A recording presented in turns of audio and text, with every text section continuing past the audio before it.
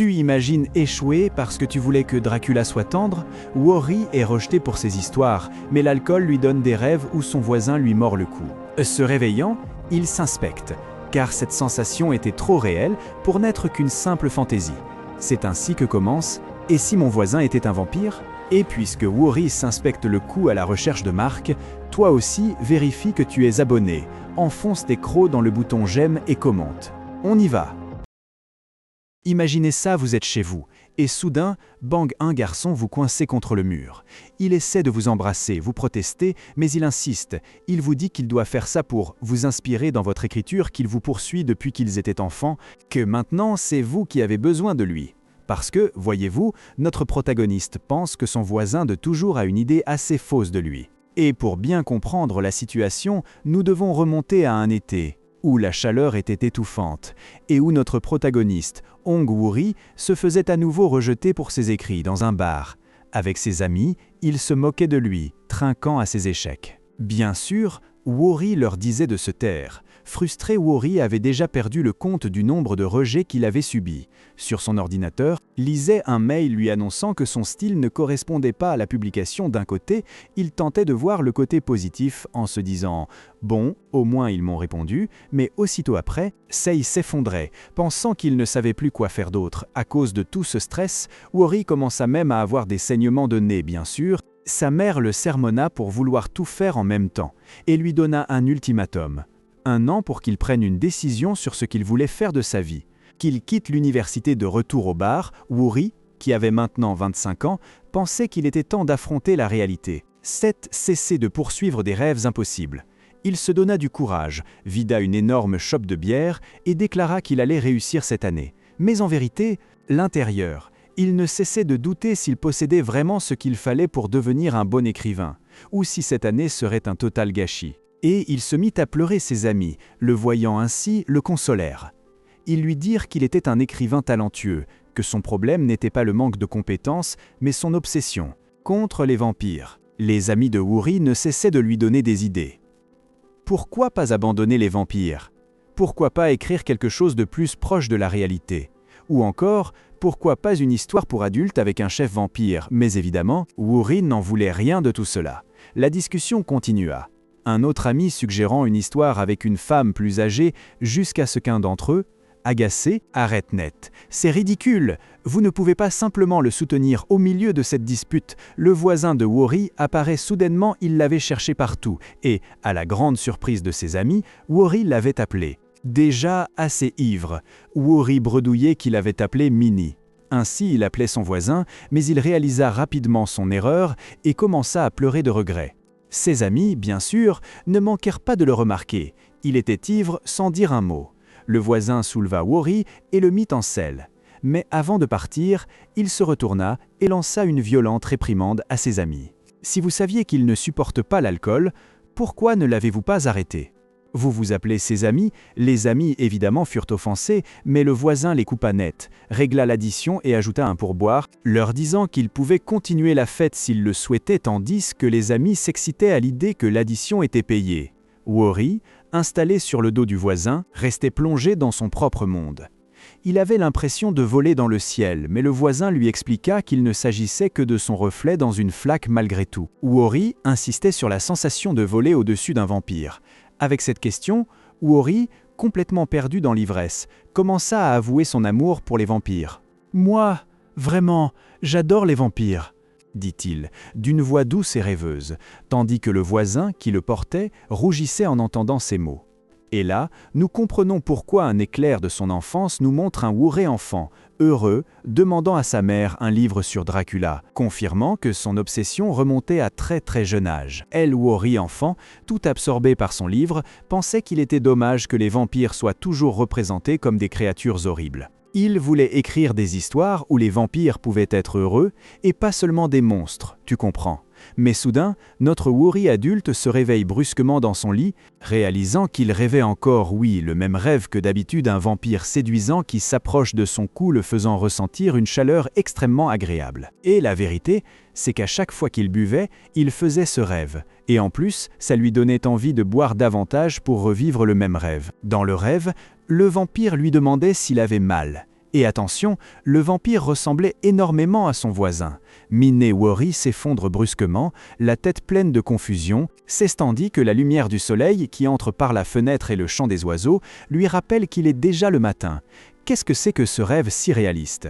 Il tombe du lit, se demande encore pourquoi il a pu rêver ça, et se touche le cou pour voir s'il avait une marque. Évidemment, il n'y avait rien. Il se rend à la salle de bain pour se regarder dans le miroir, pensant que puisqu'il ne ressentait rien de douloureux, tout allait bien. Mais soudain, il aperçoit dans le miroir le reflet de Minnie derrière lui et pousse un cri de surprise. Minnie, tout calme, lui dit qu'il est déjà trop tard pour faire du bruit, comme s'il l'avait attendu, et Minnie, avec son air de « je t'ai rendu service », lui dit de ne pas être aussi ingrat, que c'était lui qui l'avait porté jusqu'au lit. Worry le remercie. Un peu gêné, et Minnie répond qu'il n'aurait pas dû le remercier s'il avait seulement bu avec modération. Worry reste perplexe. Quand l'avait-il appelé? Serait-ce l'une de ces choses qu'il faisait quand il était ivre? Il sort son téléphone pour vérifier, mais Minnie lui arrache brusquement l'appareil des mains avant qu'il ne puisse rien voir. Worry le regarde, et aussitôt, il fait le lien entre le rêve du vampire et Minnie, se demandant pourquoi il pensait à cela précisément maintenant. Minnie s'approche fortement, avec un regard intense, lui demande « Et Worry ?» hier au hasard, mais il n'achève pas sa phrase, car soudain, il se retourne et s'élance en courant à toute vitesse. Alors Minnie s'enfuit en courant, et Worry, qui était là en train d'espionner derrière la tenture, feint de s'essuyer le visage en disant que le soleil lui fait mal aux yeux.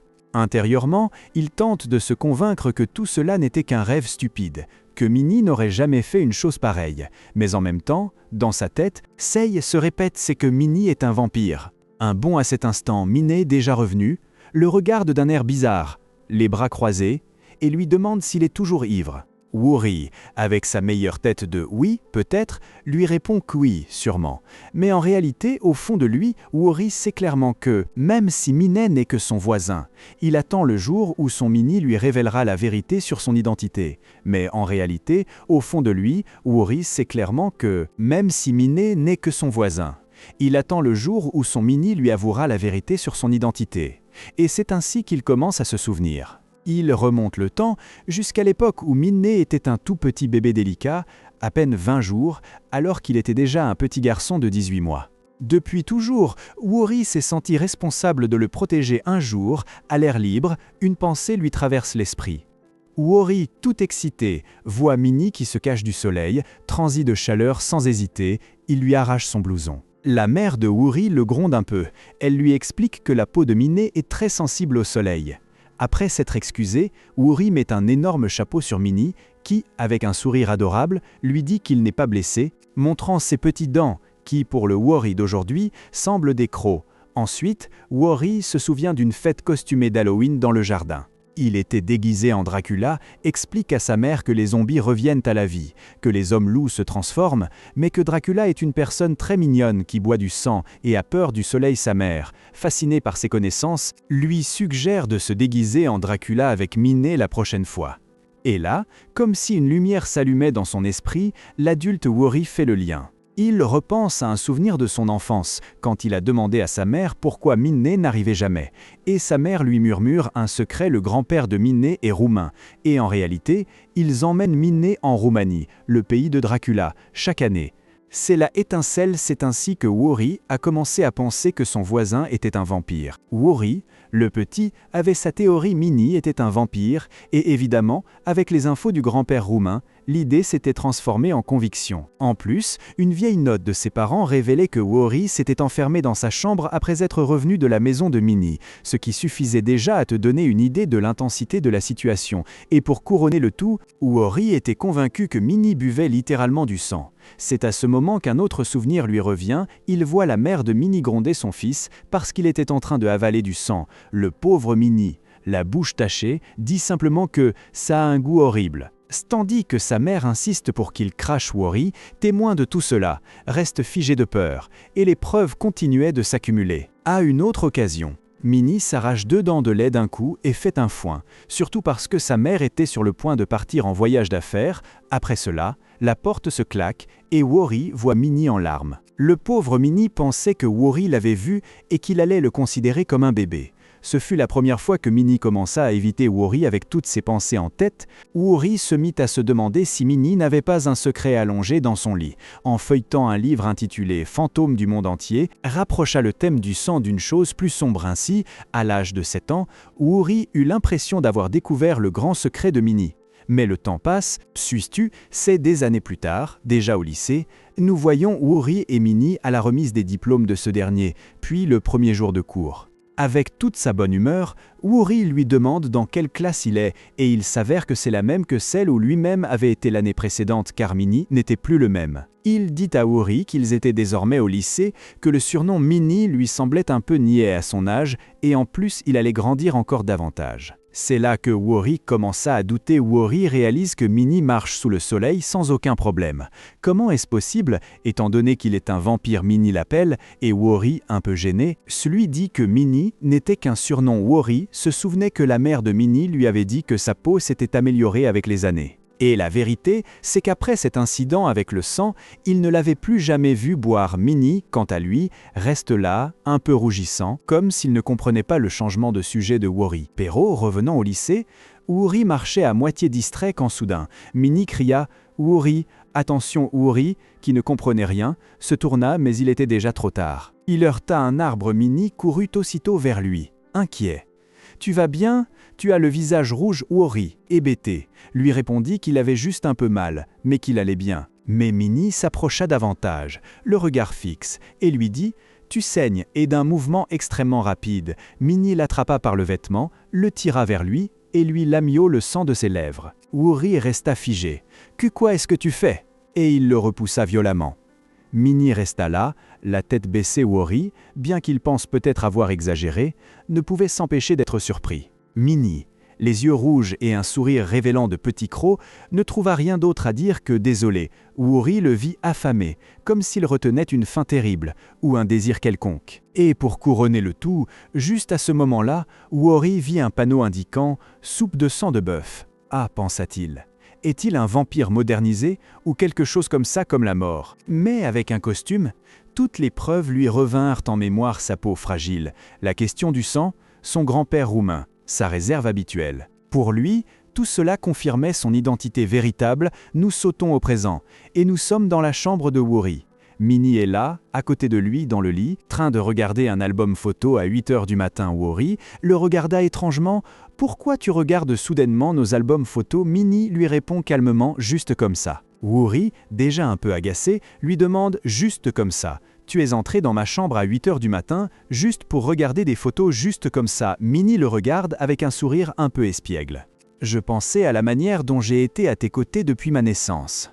Woori reste pensif. Minnie? Il a l'air très impatient ces derniers temps. Et Minnie, simplement, sourit, avec une vibe qui trahissait qu'il mijotait quelque chose. Woori est là, pensant qu'il n'a pas peur de Minnie, mais que parfois, son cœur s'accélère. Ce n'est pas de la peur, bien sûr, mais la responsabilité qu'il ressent de veiller sur son adorable voisin pour qu'il vive confortablement dans le monde. Soudain, Minnie le sort de ses pensées avec une petite tape coquine sur la joue, disant qu'il est très mignon à prendre.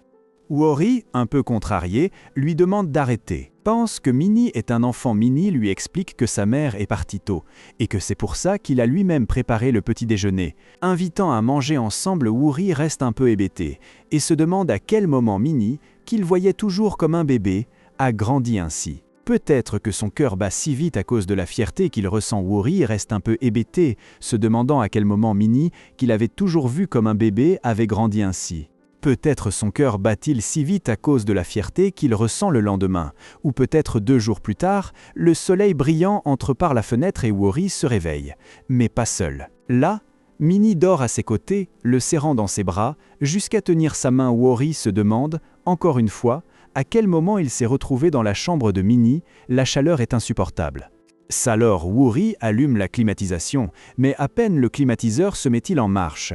Minnie se plaint du froid et s'accroche encore plus fort. Mais à peine commence-t-il à fonctionner, Minnie se plaint du froid et s'accroche plus fort. Woori ressent à la fois de la tendresse et une pointe d'exaspération, car il sait à quel point Minnie est sensible au froid comme au soleil. Minnie frottait contre lui, demandant le petit déjeuner.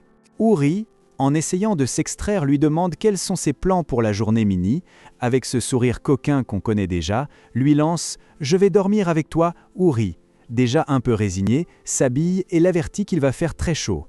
Donc il vaudrait mieux qu'il reste à l'intérieur s'il le peut. Woori, enjoué, rappela à Minnie qu'il devait mettre de la crème solaire ou emporter un parapluie s'il sortait, car le soleil était insupportable. Minnie, encore emmitouflée dans la couverture, souffla un peu agacée, mais aussi légèrement rougissant. Woori demanda où Minnie comptait aller ce jour-là. Et Minnie, surpris par la question, répondit « Moi ». Woori lui expliqua qu'il allait dans un studio. Cela déclencha l'alarme chez Minnie. « Quel studio ou quand l'as-tu loué? Pourquoi tu ne m'as rien dit ?» Il assaillit Woori, se levant soudainement du lit, emmitouflé dans sa couverture, provoquant presque un faux pas chez Woori. Heureusement, Woori le rattrapa aussitôt pendant que Minnie continuait à demander pourquoi il n'avait rien dit. Le téléphone de Woori sonna. C'était son ami, Yoon-gyu. Woori répondit tout en continuant à être collé à Minnie dans son esprit. Minnie se demandait pourquoi Woori ne comptait jamais sur lui, si le fait d'être seulement un an plus jeune ne pouvait pas être si important. « Je veux être plus important pour lui », pensa-t-il. Woori dit à Yoon-gyu qu'il était déjà parti, et Minnie, tentant de l'empêcher de s'en aller, murmura « Je crois que je vais manger quelque chose avant de partir. » Mais Woori, sans y accorder beaucoup d'importance, répondit au téléphone « Quoi, je suis sorti manger n'importe quoi » et raccrocha. Minnie, encore emmitouflée dans sa serviette, tenta de se détacher de Woori qui lui demanda s'il était bien debout.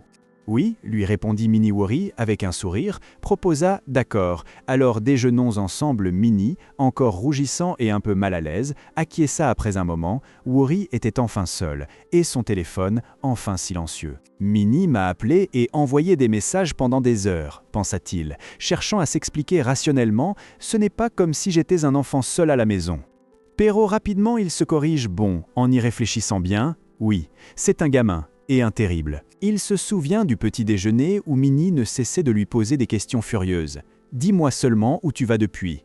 Quand as-tu un studio personnel? Pourquoi je suis le seul à ne pas le savoir ?» Woori, exaspéré, lui avait répondu « Je n'ai pas encore trouvé un studio, je vais juste jeter un œil aujourd'hui. » Termine ton repas avant de partir. Woori avait mis des vitamines à côté de l'assiette de Minnie et lui avait dit de les prendre. « C'est bon, je m'en vais à plus », dit-il en claquant la porte.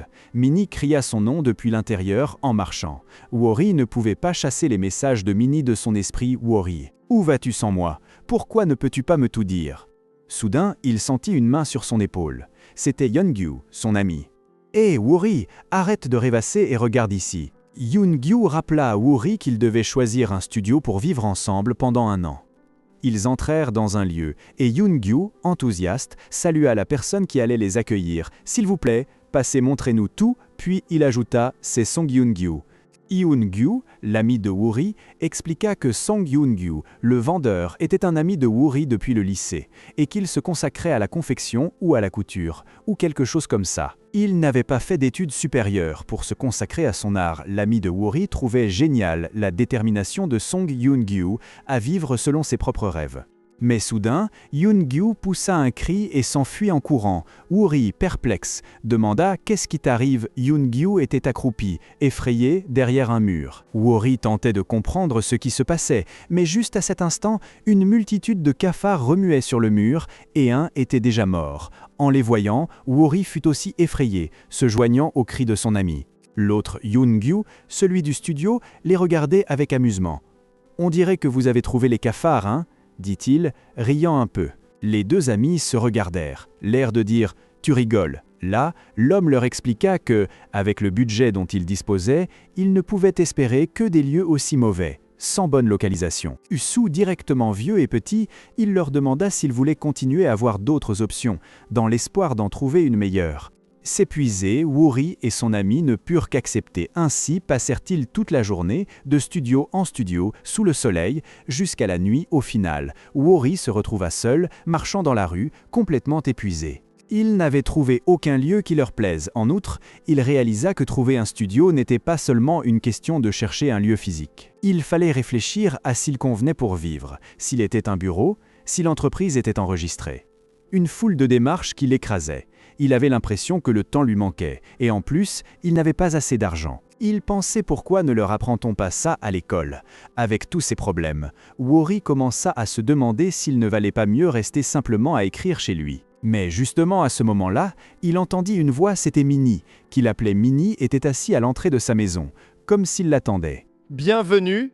lui dit-il avec un sourire. Woori lui demanda ce qu'il faisait là, en lui rappelant qu'il entrait toujours dans sa chambre sans problème, donc il aurait pu entrer, mais Minnie, avec son sourire particulier, lui dit qu'il avait une nouvelle qu'il ne pouvait pas attendre. « J'ai trouvé un studio et il est énorme. On va l'utiliser ensemble. » Et avec un sourire qui révélait une canine, il prit le menton de Woori en disant qu'il oublie tout studio qu'il avait pu trouver ce jour-là. Le message de Minnie était clair maintenant qu'il avait une solution. Celle de Woori n'avait plus d'importance. Woori, inquiet, lui retira la main du menton et remarque une marque rouge sur la joue de Minnie. « Quelqu'un t'a frappé ?» demande-t-il. Minnie hésite une seconde, puis lui explique que c'était son père, qui lui avait crié dessus pour avoir cherché un studio au lieu de se concentrer sur ses études. Woori en reste bouche bée. « Vraiment, ton père t'a frappé. » Mais pourquoi? Il n'arrive pas à y croire pour Woori. Minnie était un fils unique que ses parents choyaient toujours. Il le connaissait depuis toujours et savait que Minnie n'avait jamais eu de problème avec son père, qui lui donnait toujours raison. Voir Minnie dans cet état à cause du studio était choquant. Avec un sourire plus doux, Minnie lui dit que son père n'avait accepté de lui laisser le studio que s'il le partageait avec Woori. Ainsi, Minnie voulait que Woori comprenne tout l'effort qu'il avait fait. Woori est choqué par ce que Minnie lui raconte. Que son père l'ait frappé pour une chose pareille est pour lui une urgence absolue. Il accepte de partager l'étude, bien qu'il regrette le prix à payer, mais avant que Minnie puisse terminer de parler, Woori s'élance en courant. Il doit parler au père de Minnie, car il n'y a aucune raison que celui-ci l'ait frappé. Minnie, terrifiée, crie le nom de Il n'y a aucune raison pour qu'il l'ait frappé. Minnie, effrayée, crie le nom de Woori et l'implore de l'attendre. Woori arrive à la maison de Minnie à toute vitesse et commence à crier au monsieur depuis l'entrée. Il est furieux, martelant violemment le sol tandis qu'il s'approche pour le défier. Mais en entrant, il tombe sur une scène étrange. Le père de Minnie est étendu par terre, tremblant. Woori, qui venait le réprimander, s'agenouille inquiet, demandant ce qui lui arrive. L'homme murmure quelque chose d'inintelligible. Woori s'incline pour l'examiner, demandant ce qui pourrait être arrivé à Minnie pour que son père soit dans cet état. Flashback quelques heures plus tôt, ce même matin. Minnie exigeait de son père qu'il lui obtienne un studio, un grand studio situé à proximité. Le père, élégant et calme, reprochait à Minnie sa manière bruyante de marcher, mais Minnie était ailleurs. Sa mère tenta de lui proposer le petit déjeuner, mais il refusait, disant qu'il avait déjà mangé avec Woori. Son père, en entendant cela, lui demanda s'il était possible que Woori cherche aussi un studio. Minnie insiste sur le fait qu'il s'efforcerait beaucoup s'il obtenait le sien, mais son père lui impose une condition, il lui donnera le studio s'il lui donne une raison convaincante pour l'obtenir ce même après-midi, sans que Woori ait quoi que ce soit à voir avec cela. Minnie, désespérée, supplie son père, essayant de l'attraper, mais l'homme le repousse brusquement. Le coup est si fort qu'il fait vaciller Minnie, qui finit par se frotter la joue, tandis que son père le regarde sévèrement et que la domestique observe la scène avec inquiétude. Woori arrive sur les lieux et ce qu'il voit en premier, c'est la tablette de Minnie par terre, tandis que le père de Minnie est effondré évidemment. Woori entre en mode culpabilité et pense que tout est de sa faute, que Minnie a manqué le travail à cause de ses études, qu'il s'est blessé, qu'il a maintenant cette ecchymose sur la joue. Mais à cet instant précis, le père de Minnie, qui commence à se remettre, lui dit qu'il n'est rien arrivé, que Minnie n'a pas été frappée. Woori, qui ne sait que penser de ce mensonge, ne peut que demander si le coup n'était pas prémédité, en laissant au père une issue de secours. Celui-ci insiste sur le fait que non, et Woori se détend un peu, bien qu'on voit clairement qu'il reste extrêmement inquiet pour Minnie. Woori reste au sol, interrogeant à nouveau sur Minnie, quand soudain, Minnie apparaît et il lui prend les mains. Woori est super surpris. Entre la inquiétude pour son ami et la situation avec le père, Woori demande à Minnie s'il a déjà vu le studio qu'il a trouvé et s'il est allé à l'hôpital. Mais Minnie l'interrompt et lui demande, le visage un peu rougissant, « Tu veux qu'on partage le studio ?» Sans hésiter, Woori lui répond oui, qu'il s'était déjà entendu là-dessus pendant que le père de Minnie, déjà debout, reproche à son fils de ne pas lui avoir répondu. Woori réalise qu'il doit aussi s'excuser auprès d'Yeongju pour le désordre dans le studio. Mais Worry pense toujours que, peu importe que le père de Minnie l'ait frappé ou non, il aurait accepté de partager le studio si Minnie le lui avait demandé directement. Il ne sait pas exactement pourquoi, mais il croit que Minnie a vraiment besoin de cet endroit, et même s'il est un vampire selon lui, il est bien plus réel que Worry. C'est ainsi qu'il s'installe dans le nouvel atelier. Mais quand Worry le voit, il devient fou, l'endroit est énorme, super luxueux.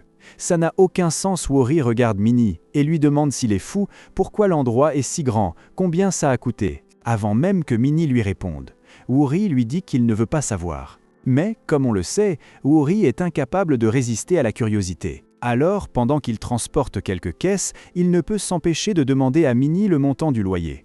Minnie, aussi calme que d'habitude, lui répond un chiffre à 7 chiffres en wons, soit des milliers de dollars.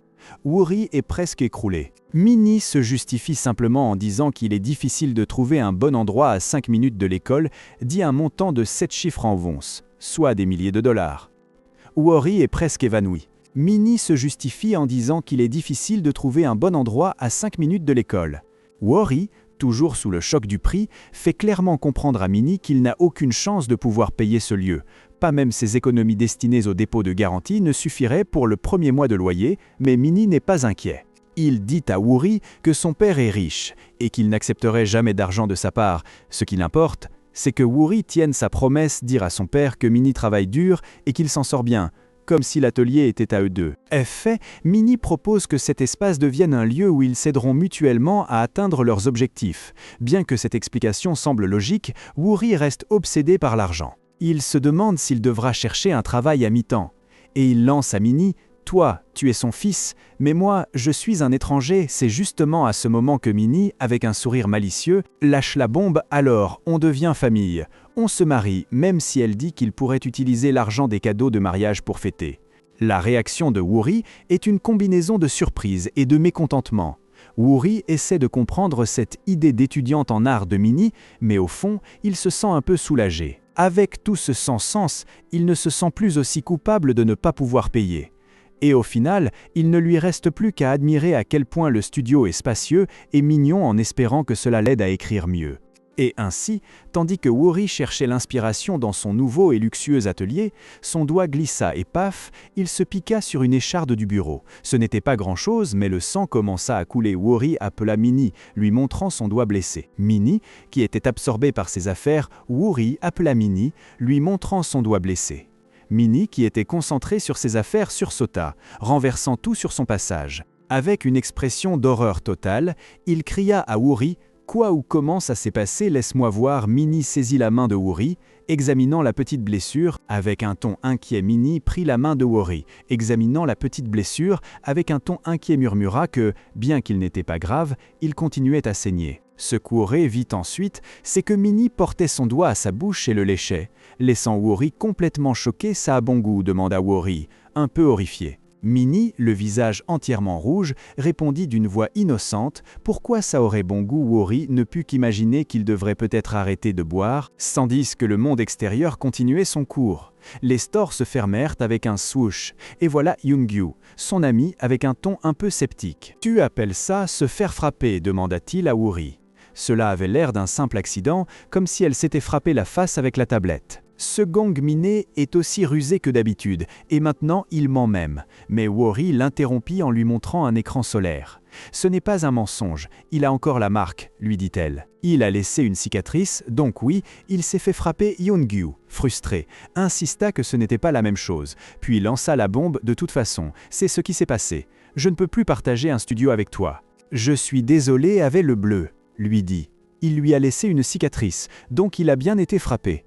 Young-gyu, frustré, insista en disant que ce n'était pas la même chose, puis lâcha la bombe. « De toute façon, c'est ce qui s'est passé. Donc, je ne peux plus partager un studio avec toi. » Désolé. Young-gyu, voyant l'agitation de Worry, lui dit qu'en fait, un ami lui avait mentionné qu'il avait un studio avec une place disponible et qu'il y avait pensé. Worry en déduit aussitôt que le loyer doit être super bon marché. Young-gyu, mi-sérieux, l'interrompt pour lui ajuster la manche froissée, puis lui dit qu'en tout cas, cela n'a plus d'importance. Car les choses se sont finalement beaucoup mieux passées pour Worry. Les deux se tapent du pouce comme pour célébrer cette bonne nouvelle. Mais la curiosité pique Wori, Keki ne peut s'empêcher de demander combien coûte un endroit aussi grand et propre que le nouvel atelier qu'il partage avec Minnie. La réponse d'Yoon-gyu le glace des milliers de dollars par mois. Wori reste figé. « Tu es fou », Yoon-gyu lui explique qu'il a lui aussi réagi ainsi, mais que c'est Minnie qui paie tout. Wori remarque qu'Yoon-gyu baisse les volets et lui demande pourquoi, alors qu'il fait plein jour. Wori s'offusque.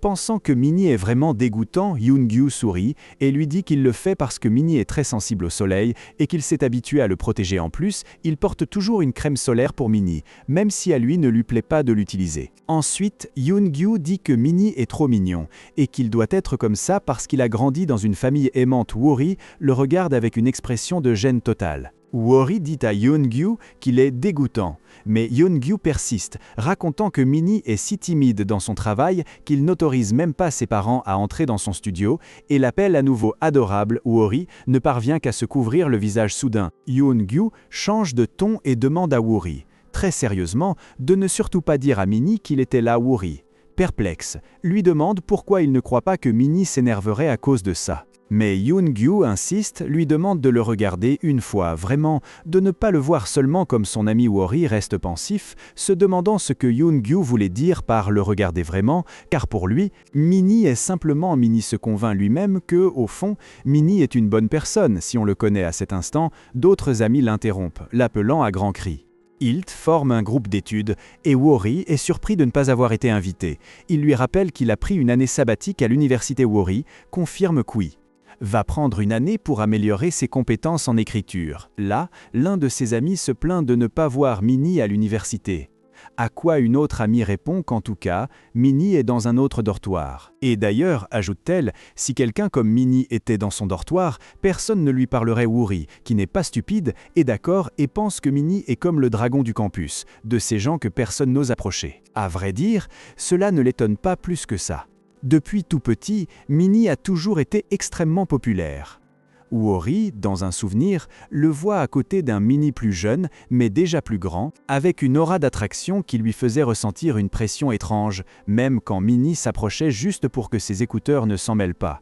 Wori se sentait mal à l'aise, le sourire de Minnie, lui demandant si c'était évident. L'aine l'aidait pas. Wori, à ce moment-là, s'inquiétait constamment à l'idée que la popularité de Minnie puisse l'attirer des ennuis avec des gens mal intentionnés. Son inquiétude à propos de Minnie était toujours présente, tout comme la popularité de Minnie après avoir dit au revoir à ses amis. Wori reste pensif. Si on devait le définir, Wori était pour Minnie comme un deuxième père. Quant à ses amis, il continuait à plaisanter en disant qu'il ne verrait plus Minnie et qu'il allait payer leur boisson maintenant. Minnie avait toujours été comme ça. Chaque fois que Wori était avec ses amis à une fête, Minnie apparaissait soudainement, l'attrapait et l'emmenait, en payant d'ailleurs toute la note avant de partir. En fin de compte, Wori décide de se rendre à la faculté des beaux-arts, car Minnie lui avait dit qu'il serait là-bas dans l'atelier. Mais lorsqu'il arrive, il ne le voit pas soudain, autre étudiant l'interpelle et sans hésiter, il le pousse vers la salle de pratique en disant qu'il n'est pas la première fois qu'il vient. Alors qu'on le pousse, Wori entend d'autres élèves papoter, se demandant qui est ce garçon. Et l'un d'eux répond « C'est le mari de Gong Min-ne ». Wori reste figé. De quoi parle-t-il? Il se sent encore plus comme un second père pour Minnie. En fin de compte, il arrive à la porte de la salle de pratique et remarque que tout est étrangement silencieux. En ouvrant, il voit Minnie concentrée, peignant sur son chevalet. Wori pense à la difficulté que représente l'art pour Minnie. Malgré sa beauté, sa douceur, son intelligence et l'amour de ses parents, la peinture a toujours été un défi pour lui. Soudain, sans se retourner, Minnie se fige.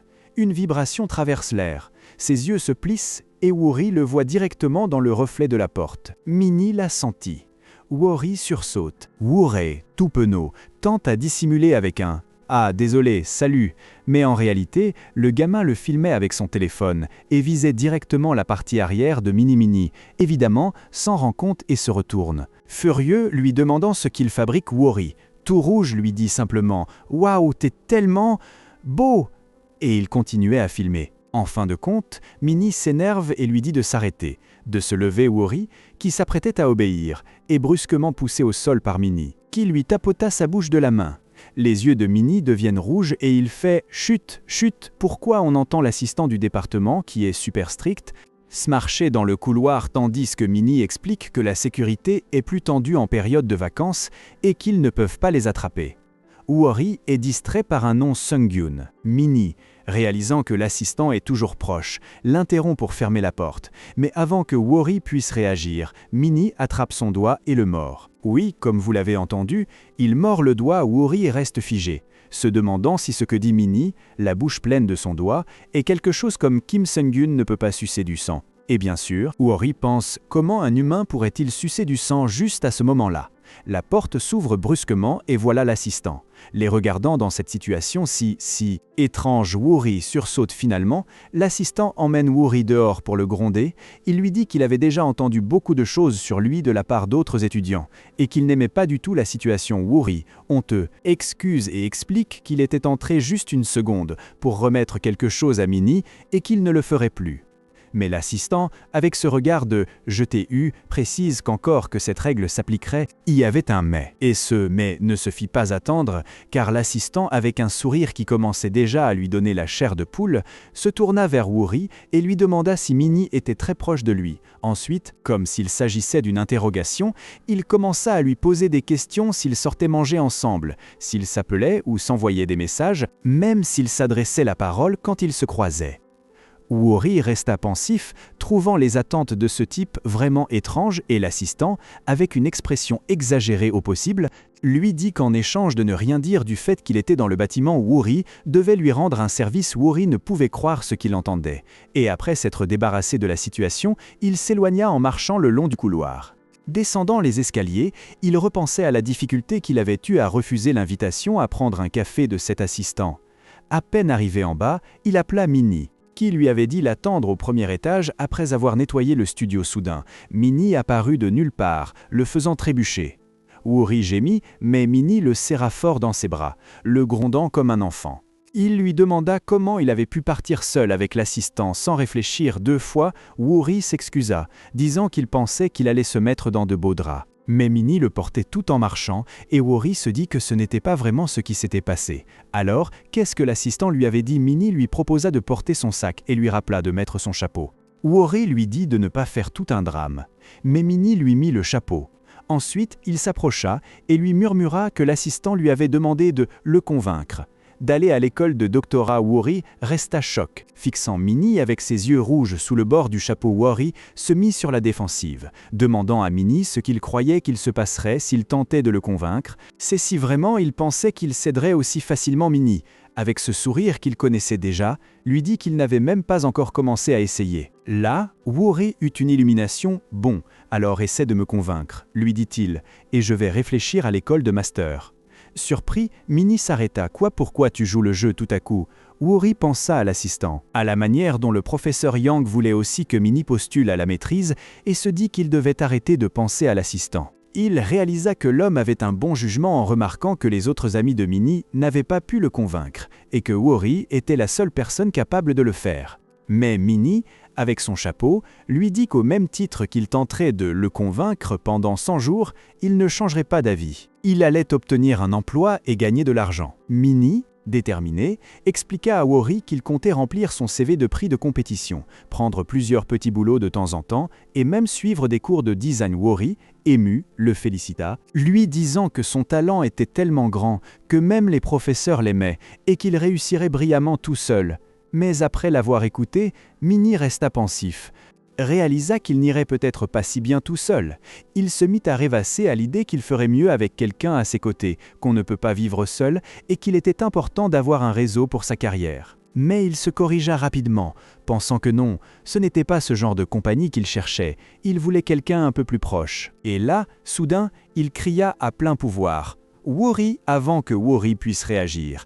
Un garçon aux cheveux violets et tablier, qui ressemblait à un assistant ou un étudiant, s'approcha en souriant largement. Il dit à Woori qu'il était soulagé de l'avoir trouvé avec Minnie et se vanta d'avoir dit à Minnie où il était et d'avoir autorisé l'entrée du bâtiment. Le garçon, dont le nom était Kim Sung-gyun, expliqua à Woori de plus en plus mal à l'aise qu'il avait fait tout cela pour l'aider à faire bonne impression sur Woori, car il voulait que Woori l'aime davantage. Woori, déjà un peu submergé par la situation, ne put qu'émettre un rire nerveux, demandant pourquoi tout le monde dans cet appartement lui faisait la même chose. Pendant ce temps, Minnie regardait Woori avec un froncement de sourcils, demandant s'il était le seul proche de Woori, car il avait toujours pensé que Woori était super populaire, c'est pourquoi il s'inquiétait pour lui. Woori demanda à Minnie s'il allait bien, mais Minnie répondit rapidement que ce n'était rien.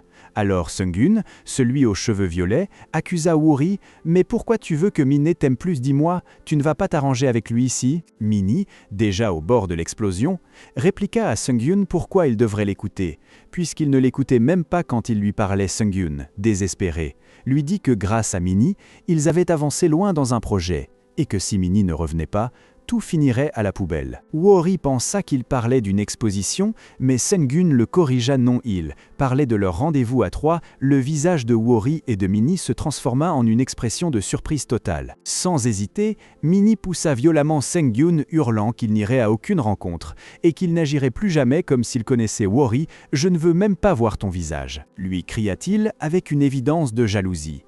Puis il saisit Woori par le bras avec brusquerie, le traînant loin d'ici. Ce putain d'idiot !»« Allez, Woori, lui dit-il. Woori, inquiet pour Sungun, qui était tombé au sol, parvint à peine à demander s'il allait bien. Mais Minnie ne lui laissa pas le temps de s'inquiéter. En le traînant, il répéta à Woori de cesser de s'inquiéter pour lui. Quelques minutes plus tard, comme si rien ne s'était passé, Minnie se mit à demander à Woori s'il avait déjà mangé ou s'il voulait un café. Puis il lui dit qu'il faisait très chaud et qu'il devrait entrer pour allumer la climatisation.